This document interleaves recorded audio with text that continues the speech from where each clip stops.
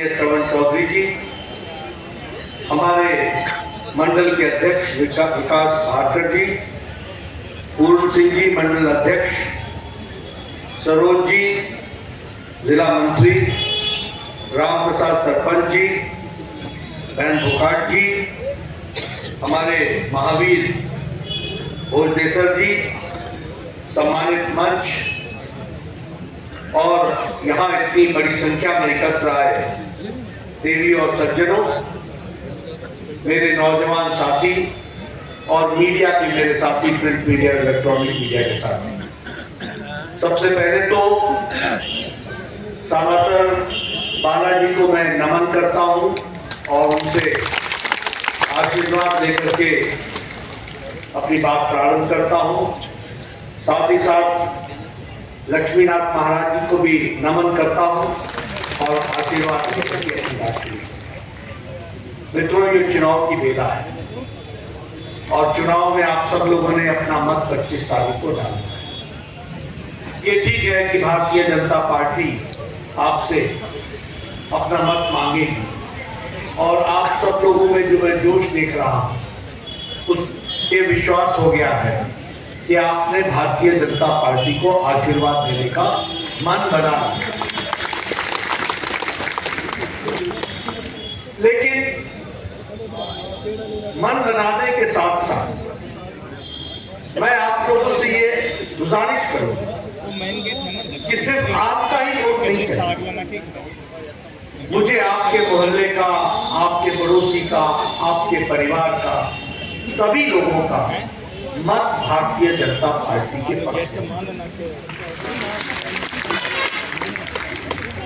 तालियों की गड़गड़ाहट से, आपके उमंग से, आपके जोश से मैं इस निष्कर्ष पर तो पहुंच गया हूं कि आपने श्रवण चौधरी जी को विधानसभा में भेजने का मन बना। लेकिन आज के परिप्रेक्ष्य में यह मन सिर्फ श्रवण चौधरी जी के लिए नहीं है। श्रवण चौधरी जी हमारे माध्यम हैं, जिस माध्यम से आने वाले समय में राजस्थान की राजनीति को हम तय करें। और जब मैं तय करने की बात बोलता हूं तो मैं आपके सामने एक विषय रखना चाहता हूं। आज गहलोत की 5 साल die सरकार ने और गहलोत की नीयत में खोट ने राजस्थान को बहुत बड़ी चोट पहुंचाई। राजस्थान को ग्रहण लग गया है। राजस्थान जो वीरों की भूमि, शहीदों की भूमि, स्वतंत्रता सेनानियों की भूमि, अध्यात्मवाद से ओतप्रोत भूमि, संस्कारों के लिए जाने जाने वाली भूमि, आज उस भूमि को, उस राजस्थान को गहलोत की सरकार ने कलंकित किया। और मैं कहने के लिए नहीं कह रहा हूं, आज बताइए राजस्थान भ्रष्टाचार में नंबर 1 पर बैठ खड़ा है कि नहीं? बोलो, नंबर 1 पर खड़ा है कि नहीं? महिलाओं के उत्पीड़न में 1 नंबर पर खड़ा है कि नहीं? किसानों को धोखा देने में नंबर 1 पर खड़ा है कि नहीं? आप बताइए, दलितों पर अत्याचार में 1 नंबर पर खड़ा है कि नहीं? और धर्म के नाम पर उन्माद पैदा करने में राजस्थान को आगे गहलोत ने बढ़ाया कि नहीं बढ़ाया? ऐसी सरकार को रहने देना है क्या? इसको, ये जो कलंक लगाया है, इसको धोना है कि नहीं धोना है? अगर धोना है तो धोने का माध्यम है श्रवण चौधरी, ये आपको याद रखना चाहिए। और मैं जब आपसे बात करता हूं भ्रष्टाचार, मैं बार बार सब जगह जाता हूं, उसको बताता हूं। आप बताओ, मैं पहली बात समझ लो, जहां कांग्रेस होगी वहां भ्रष्टाचार, जहां कांग्रेस होगी वहां महिलाओं पर अत्याचार होगा, जहां कांग्रेस होगी वहां व्यभिचार होगा, जहां कांग्रेस होगी वहां लूट होगी, जहां कांग्रेस होगी वहां गफलत होगी, जहां कांग्रेस होगी वहां छलावा होगा, जहां कांग्रेस होगी वहां घपलेबाजी होगी। और जहां भारतीय जनता पार्टी होगी वहां तरक्की होगी, विकास होगा, महिलाओं का सम्मान होगा, युवाओं को रास्ता दिया जाएगा सरकार बनेगी, ये हमको याद रखना चाहिए। मैं भ्रष्टाचार की बात सुनाऊं, आपको याद है ना, पेपर लीक पर तो बाद में आऊंगा, पहले इनके बड़ों के तो घोटाले सुना दूं। बोलो, पनडुब्बी घोटाला किया था कि नहीं किया था? बोलो, हेलीकॉप्टर का घोटाला किया था कि नहीं किया था? बोलो, पीयूजी का घोटाला किया था कि नहीं किया था? बोलो, कोयला का घोटाला किया था कि नहीं किया था? बोलो, चावल का घोटाला किया था कि नहीं किया था? तो देखो, ना आकाश छोड़ा, न समुद्र छोड़ा, न पाताल छोड़ा, न धरती छोड़ी, छोड़ा किसको? ये घपलेबाजों ने, ये हम जानना चाहते हैं। और तो और बताओ, गहलोत ने वृद्धावस्था पेंशन पे घोटाला किया कि नहीं किया? वो बुजुर्गों को भी नहीं छोड़ा, वृद्धाओं को भी नहीं छोड़ा। कितने का घोटाला किया? 450 करोड़ रुपए। छोटा मोटा काम नहीं करते, बड़ा 450 करोड़। आप बताइए, इसके भाई ने किसानों का सब्सिडी का फर्टिलाइजर एक्सपोर्ट किया कि नहीं किया? अब इसको भी एक्सपोर्ट कर देना। आप बताइए, इसके रिश्तेदारों ने 11,000 करोड़ रुपए का ठेका लिया कि नहीं लिया? लिया कि नहीं लिया? अब इसका ठेका 25 तारीख को बंद कर दें। मित्रों, अगर मैं बात करूं भ्रष्टाचार की, तो मैंने तो आपको बताया ही, लेकिन मैं महिलाओं की बात करूं। आज नेशनल क्राइम रिकॉर्ड ब्यूरो में, एनसीआरबी में, राजस्थान रेप में नंबर 1 हो गया। पिछले 2 महीने में 118 रेप केस हुए। अभी 4 दिन पहले दौसा में एक सब इंस्पेक्टर ने 4 साल की बच्ची के साथ बलात्कार किया। बोलो, ये रक्षक भक्षक बन गए। ये गहलोत की सरकार है। क्या चूरू भूल गए आप? क्या भीलवाड़ा भूल गए? क्या अलवर भूल गए? क्या बाड़मेर भूल गए? कौन कौन सी घटनाएं सुनाएं? महिलाओं का उत्पीड़न में राजस्थान नंबर 1 पर है। आप श्रवण चौधरी को चुनाव जिता के भेजना, राजस्थान महिला सम्मान में नंबर 1 पर हो जाएगा। ये भी हम आपको विश्वास। आप बताइए, इसने किसानों को धोखा दिया कि नहीं दिया? बोला कि नहीं बोला कि खर्चा माफ कर देंगे 10 दिन के अंदर? और एक और नेता आए थे, बोले 1 2 3 4। आजकल मिलते नहीं, आजकल मिलते नहीं। आप बताओ, कर्जा माफ हुआ क्या? माफ हुआ क्या? 19,400 किसानों की भूमि कुर्क हुई। 19,400। ऐसे किसान विरोधी सरकार चाहिए क्या? रहने दोगे क्या? श्रवण चौधरी जी को भेजोगे ना? भेजेंगे। अब आपको धार्मिक उन्माद की बात, शांतिप्रिय प्रदेश, शांति में रहते थे लोग। यहां नारे लग गए सर्वधर्म से जुड़ा। यहां रामनवमी के शोभा यात्रा को रोका कि नहीं रोका गहलोत ने? कांवड़ यात्रा रोकी कि नहीं रोकी? आप बताइए, 300 साल पुराना शिवालय ढाया कि नहीं ढाया? अब तुमने गहलोत को रोक देना और इसका किला ढा देना, इसकी हमको चिंता है। मित्रों, मैं आपको बताना चाहता हूं, 19 संतों की हत्या हुई है। 19 संतों, क्या कैसी स्थिति आती है? अगर मैं बात करूं, हमारे नौजवान बोल रहे थे पेपर लीक। बताओ, पटवारी भर्ती में घोटाला हुआ कि नहीं हुआ? आप बताओ, पुलिस भर्ती में घोटाला हुआ कि नहीं हुआ? वन रक्षक भर्ती में घोटाला हुआ कि नहीं हुआ? टीचर की भर्ती में घोटाला हुआ कि नहीं हुआ? 19 बार पेपर लीक, 19 बार, याद रखना। और 19 तारीख का, 19 बार के पेपर लीक का बदला लेने का तारीख होगी 25 तारीख। 25 को श्रवण जी को चुनाव जिता के पेपर लीक, क्या भ्रष्टाचार किया। और आपको याद है, मैं सब खाली याद दिला रहा हूं। बताओ, यहाँ के सेक्रेटेरिएट को योजना भवन बोलते हैं, वहां 2 करोड़ 31 लाख रुपए मिले कि नहीं मिले? 1 किलो सोना मिला कि नहीं मिला? ये सेक्रेटेरिएट में क्या कर रहा था भाई? ये पैसा क्या कर रहा था? किसका है? और लाल डायरी याद है? लाल डायरी, लाल डायरी याद है? लाल जादू सुना था, लाल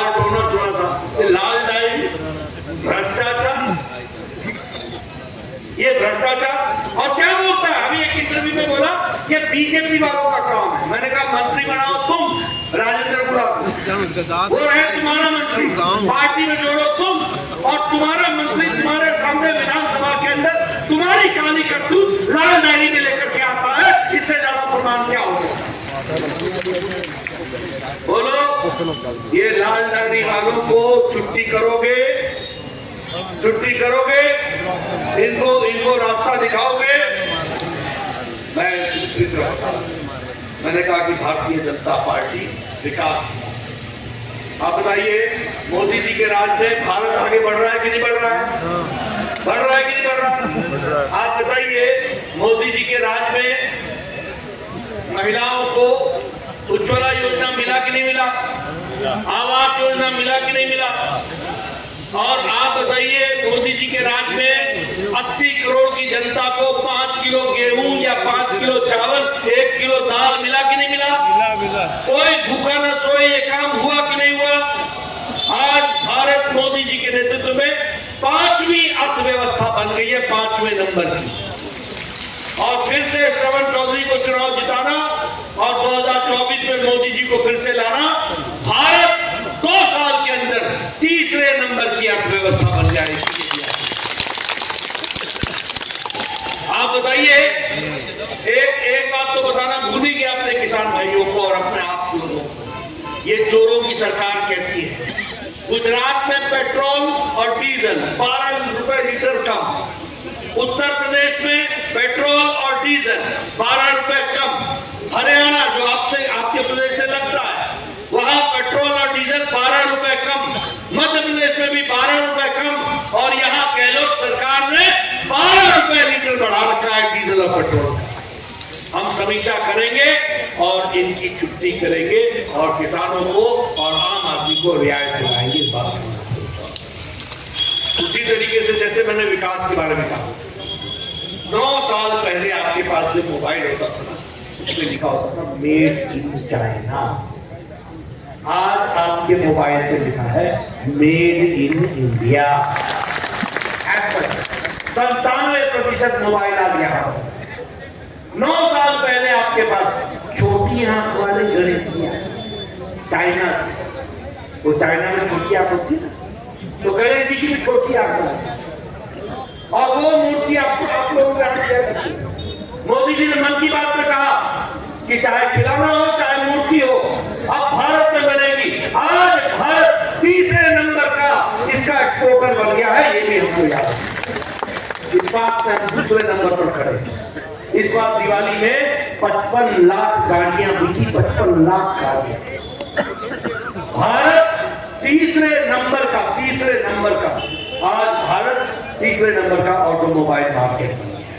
तो बताओ मोदी जी के नेतृत्व में विकास हुआ कि नहीं हुआ? हुआ कि नहीं हुआ?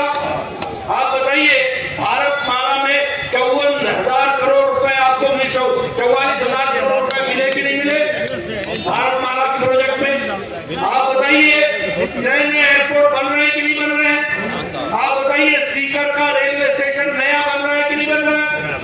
और आपको 2 साल बाद जब आप सीकर का रेलवे स्टेशन देखोगे तो आपको पता नहीं चलेगा कि ये एयरपोर्ट है कि रेलवे स्टेशन।